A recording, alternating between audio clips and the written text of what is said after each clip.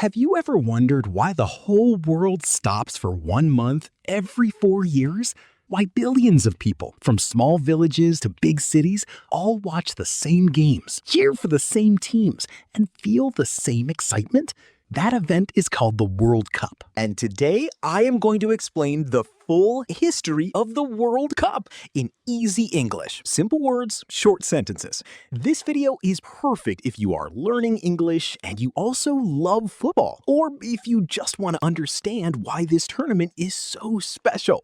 So let's start from the very beginning. Long ago, football was already popular in many countries. People played it in parks, streets, and small fields. But there was no big competition between countries. In 1904, a group of people created an organization called FIFA. FIFA means International Federation of Association Football. This group wanted to organize football all over the world. For many years, FIFA tried to create a world tournament, but it was difficult. Many countries did not want to travel far. Some countries did not have enough money. Some did not even play football yet. But one man had a dream. His name was Jules Rimet. He was the president of FIFA. He believed the world needed one big competition, a competition where the best teams from every country could play against each other. And finally, in 1930, his dream became real. The first World Cup happened in Uruguay, in South America, in the year 1930. Only 13 teams played in this first tournament. That is very small compared to today. Today, more than 200 countries try to qualify. Most teams came from South America and Europe. Some European teams did not want to travel by ship for many weeks. The journey was long and difficult, but Uruguay welcomed everyone. They built a brand new stadium just for this event. It was called the Centenario Stadium, and in the final match, Uruguay played against their neighbor, Argentina. The stadium was full. The crowd was loud. The energy was electric. Uruguay won the match 4-2. And just like that, Uruguay became the first ever World Cup champion. This was the beginning of something huge, something that would grow bigger every 4 years. After the first World Cup, the tournament continued. But then, something terrible happened. World War II started. The war was huge. It affected almost every country. Football had to stop. The World Cup could not continue. For 12 years, there was no World Cup. From 1938 to 1950, the world was focused on survival, not sport. But after the war ended, people needed something to bring them joy again, something to bring countries together, something to celebrate life. And in 1950, the World Cup returned. This time, it was hosted by Brazil. Brazil built a massive stadium called the Maracanazo. At that time, it was one of the biggest stadiums in the world. It could hold more than 200,000 people. The final match was between Brazil and Uruguay. Brazil was the host country. Everyone expected Brazil to win easily. The whole country celebrated before the match even finished. But then, something shocking happened. Uruguay scored the winning goal. Brazil lost in their own country, in front of their own fans. This moment became known as the Maracanazo. It means the Maracanã shock. It was one of the saddest days in Brazilian football history, but it also showed something important about football. Anything can happen. Nobody is guaranteed to win. That is part of why football is so exciting. As the years went on, the World Cup grew bigger and bigger. More countries joined, more fans watched. Television helped spread the excitement to every corner of the world. In the 1950s and 1960s, new stars appeared. Players became famous not just in their own countries, but around the world. One of these players was a young man from Brazil named Pelé. Pelé was only 17 years old when he played in his first World Cup in 1958. Many people thought he was too young, too small, not ready for such a big competition. But Pelé proved everyone wrong. He scored amazing goals. He played with incredible skill, and Brazil won the World Cup that year. Pelé became a global superstar. He went on to win the World Cup 3 times in his career, in 1958, 1962, and 1970. To this day, many people consider Pelé one of the greatest football players who ever lived. The World Cup continued to grow through the decades. In 1970, the tournament was held in Mexico. This was special because it was the first World Cup shown in color on television. People all around the world could now see the bright green grass, the colorful uniforms, and the excitement on players' faces. Brazil won again that year with a team many people still call one of the greatest football teams in history. In the following decades, new countries hosted the tournament. Argentina in 1978, Spain in 1982, Mexico again in 1986.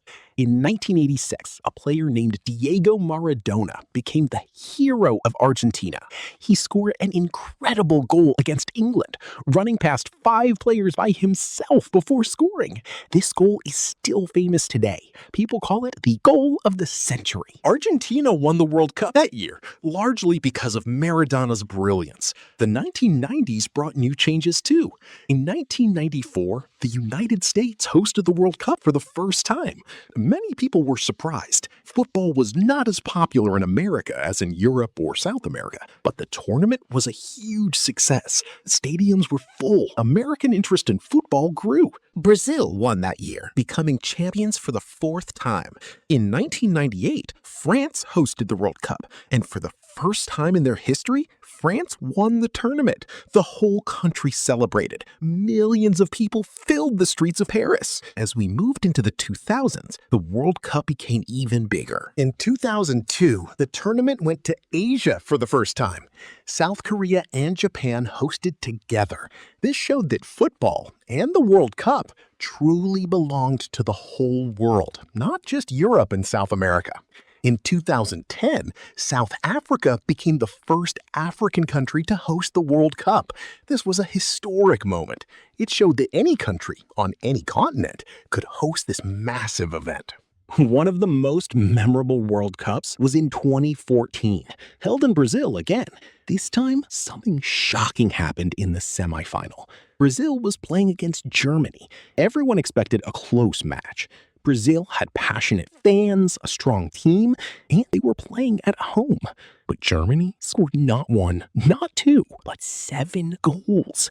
Brazil scored only 1. The final score was 7-1. This match shocked the entire football world. Brazilian fans cried in the stadium. It became one of the most talked about results in World Cup history. Germany went on to win the tournament that year, defeating Argentina in the final. In 2018, Russia hosted the World Cup. France won again, this time with a young and talented team led by a player named Kylian Mbappe, who was just 19 years old. Then came 2022, when Qatar hosted the World Cup. This was historic because it was the first World Cup held in the Middle East and also the first one held in winter instead of summer. The final match that year is remembered as one of the greatest finals ever played. Argentina played against France. The match went back and forth with incredible goals. It ended in a tie after extra time and had to be decided by penalty kicks. Argentina won. And the star of that tournament was a player named Lionel Messi. Many people consider Messi one of the greatest players of all time, alongside Pelé and Maradona. Winning the World Cup completed Messi's incredible career. Fans around the world celebrated this moment as one of football's greatest stories. Now, the World Cup is heading toward 2026. This upcoming tournament will be hosted by 3 countries together: the United States, Canada, and Mexico. For the first time ever, the World Cup will have 48 teams instead of 32. This means even more countries will get the chance to compete on the world stage. This tournament promises to be the biggest World Cup in history. So why does the World Cup matter so much? It is more than just a football competition. It brings countries together. For 1 month, people from completely different cultures, languages, and backgrounds all share the same emotions: joy, excitement, disappointment, and hope. So why does the World Cup matter so much? It is more than just a football competition. It brings countries together. For 1 month, people from completely different cultures, languages, and backgrounds all share the same emotions: joy, excitement, disappointment, and hope. It creates legends. Players like Pelé, Maradona, and Messi became more than athletes. They became symbols of their countries, heroes to millions of people. It creates memories. Many people remember exactly where they were, who they were with, and how they felt during famous World Cup moments. And most importantly, it shows the power of sport to unite people. Even when countries disagree about many things, for those few weeks every 4 years, the world comes together to watch the beautiful game. So now you know the history of the World Cup. From its small beginning in 1930 with just 13 teams to the massive global event it is today. You learned about the first champion, Uruguay, the shocking Maracanazo in Brazil, the rise of legends like Pelé, Maradona, and Messi, and the journey toward the historic 2026 tournament in North America. And along the way, you learned some useful English words too. Words like champion, tournament, legendary, and host country. If this video helped you learn something new about football, about history, or about English, please give it a thumbs up and let me know in the comments, which country do you think will win the World Cup in 2026? Write your answer in English. It's great practice. If you enjoyed this video, subscribe for more easy English lessons combined with interesting topics from around the world. Thank you for watching and see you in the next video.